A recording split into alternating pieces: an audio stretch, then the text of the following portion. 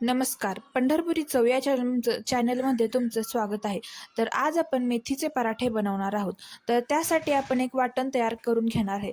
त्या वाटणामध्ये मिरची, लसूण, आलं, कोथिंबीर हे टाकून आपण वाटण तयार करून घेणार आहोत.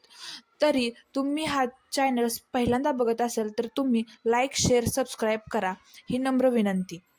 तर बघू शकता आपण वाटण तयार करून घेतलं आहे.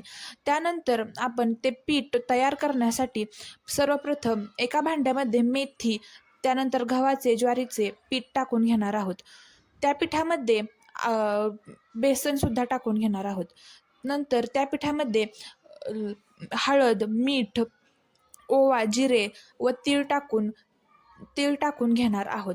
त्यानंतर ते आपण टाकलेलं मिश्रण मिक्स करून घेणार आहोत.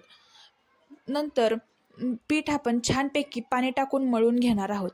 नंतर त्याचा एक गोळा करून घेणार आहोत आणि एक कापड घेऊन, एक सुती कापड घेऊन त्याच्यावरती ते थापटणार आहोत. त्यानंतर त्यावरती तीळ टाकून त्याला होलं पाडून घेणार आहोत, कारण की ते क्रिस्पी होऊ दे म्हणून. त्यानंतर गरम तव्यावरती ते कापड अलगद टाकून हळूच उचलून घेणार आहोत. त्यानंतर 2 मिनिटानंतर त्यावरती तेल टाकून तो पराठा अलगद उचलून पलटून घेणार आहोत.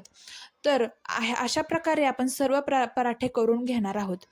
तर बघू शकता एकदम क्रिस्पी असा पराठा झालेला आहे. त्यानंतर हा पराठा आपण चटणी आणि दहीसोबत खाऊ शकतो. धन्यवाद.